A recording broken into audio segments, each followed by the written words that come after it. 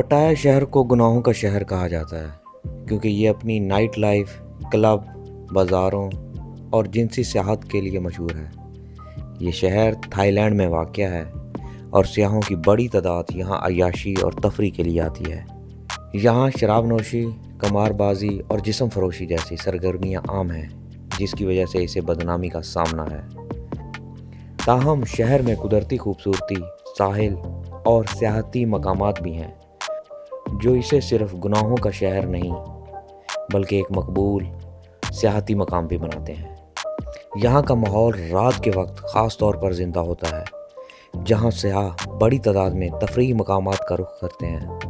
पटाया में जिस्म फरोशी और दीगर गैर अखलाकी सरगर्मियाँ आम हैं, जिसकी वजह से इसे गुनाहों का शहर कहते हैं।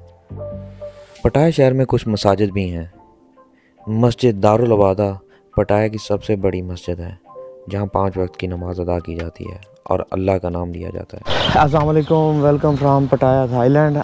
आज जुमे का दिन है और हमारा यहाँ तीसरा दिन आई थिंक नहीं दूसरा दिन है। तो हम लोग जो हैं आज जुमा पढ़ने के लिए जा रहे हैं।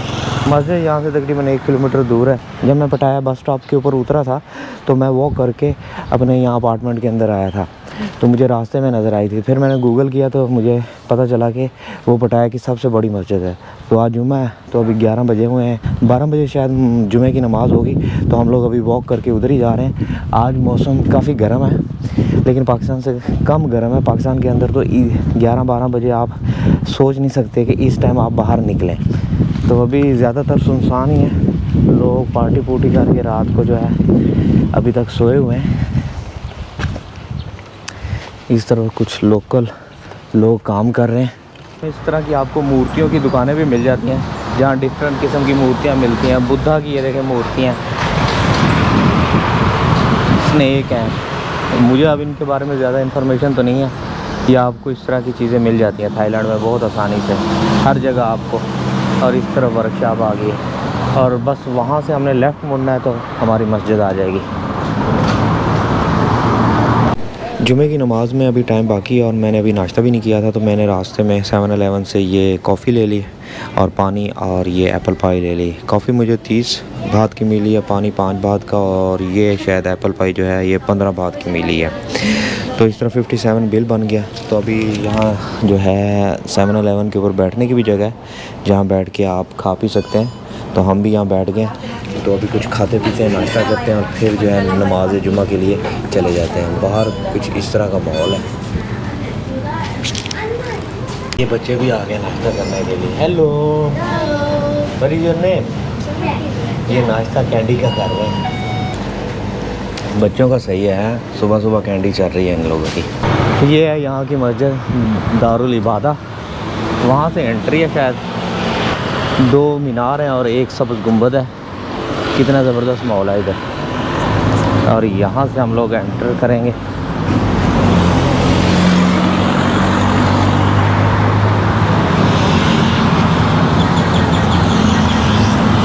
ये है जी मस्जिद। बाहर से व्यू तो बहुत अच्छा आ रहा है।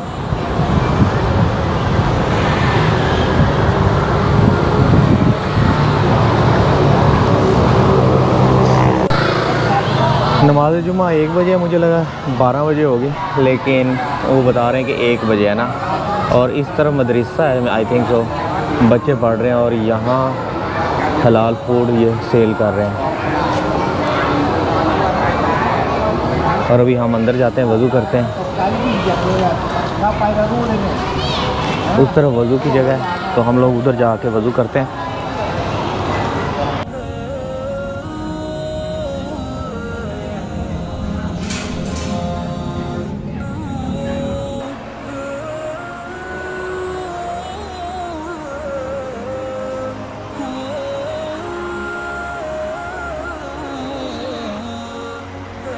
ये जेंट्स के नमाज़ पढ़ने की जगह है और लेडीज़ की जो जगह है वो नीचे है, 2nd फ्लोर के ऊपर जेंट्स के लिए जगह बनाई हुई है। और फर्स्ट और जो ग्राउंड फ्लोर है वहाँ लेडीज़ हैं। मस्जिद के बिल्कुल साथ स्कूल है, इस्लामिक स्कूल है, और ये आई थिंक मुस्लिम बच्चे ही हैं। कैब वगैरह इन्होंने ली हुई है और ये मस्जिद है इस तरफ।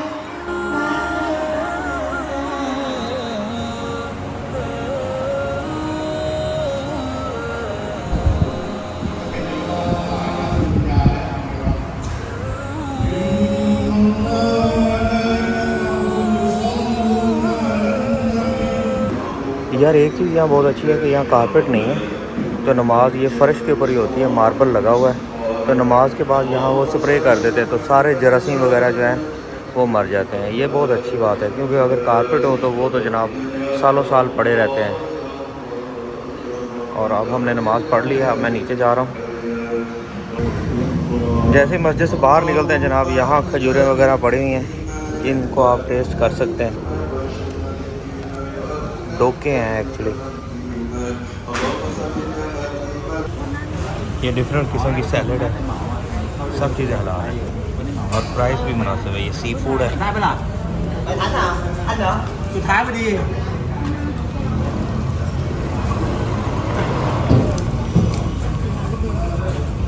जो इस्लामिक स्कूल है ना, उसके बच्चों का ये यूनिफॉर्म है। मेरे ख्याल ये 3 डिफरेंट यूनिफॉर्म है, शायद कोई भी आप पहन सकते हैं। अब थाई के अंदर यहाँ लिखा हुआ है, मुझे इसका कोई आइडिया नहीं है कि क्या लिखा हुआ है, लेकिन मेरा ख्याल यही है कि कोई सा भी यूनिफॉर्म आप जो है पहन सकते हैं। अच्छा, बच्चों ने इस्लामिक कैप भी लेनी है। स्कूटर के साथ ये छोटा सा छकड़ा सा लगा देते हैं, जिसके अंदर सामान वगैरह लेके जा सकते हैं। बड़ा ज़बरदस्त है ये, देखें मस्जिद के सामने।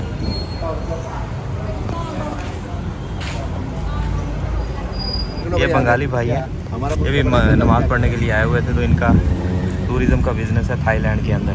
मेरा फ्लैग देखा तो कहते किसी वक्त में ये भी हमारा मुल्क हुआ करता था। ठीक है, कैसे हैं? ठीक है, खैरियत से हैं? खैरियत है। बांग्लादेश कहाँ से हैं? बांग्लादेश गोपालगंज से। ढाका से? हैं ढाका से। अच्छा। गोपालगंज। मेरे काफ़ी फ्रेंड है ना ढाका के, और चिटागोंग के भी हैं। ओके, तो ये सीन है जी।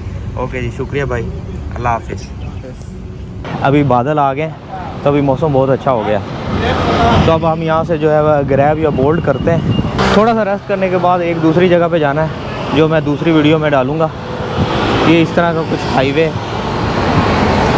यहाँ से हमने ना राइट की तरफ जाना। मैं वहाँ जाके ना ग्रैब या बोल्ट बुक करता हूँ। मौसम तो वॉक करने वाला था, लेकिन अभी इतनी हिम्मत भी नहीं है और टाइम भी शॉर्ट है, तो मैंने बोल्ट बुक कर लिया 20 बात के अंदर। 3038 कोई नंबर है बाइक का, नहीं ये वाला नहीं है। अपना ड्राइवर आने वाला होगा।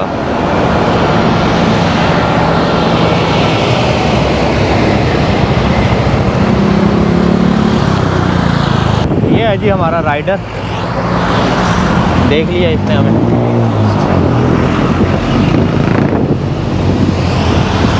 गलत साइड रोड के खड़ा हुआ था, हमने जाना इस तरफ था, इसीलिए मैं इधर आके खड़ा हुआ था। मैंने कहा इधर से आसानी से हमें पिक कर लेगा, वो जनाब तो उल्टी साइड पे खड़ा हुआ था। बोल्ट थोड़ी सी सस्ती है as compare to Grab. Grab पे 35 बात बता रहा था, जबकि बोल्ट के ऊपर मुझे ये 22 बात के अंदर मिली है। तो दोनों आप ऐप कर लें और दोनों का कंपैरिजन कर लिया करें। जहाँ आपको सस्ती राइड मिले उसको बुक कर लिया करें। तो जी ये थी आज की वीडियो। अभी मैं होटल जा रहा हूँ और वहाँ थोड़ा सा रेस्ट करूँगा, फिर जो है अपनी नेक्स्ट जो एक मैंने एक्टिविटी बुक की हुई है वहाँ चला जाऊँगा। तो दुआ में याद रखना। अल्लाह हाफ़िज़।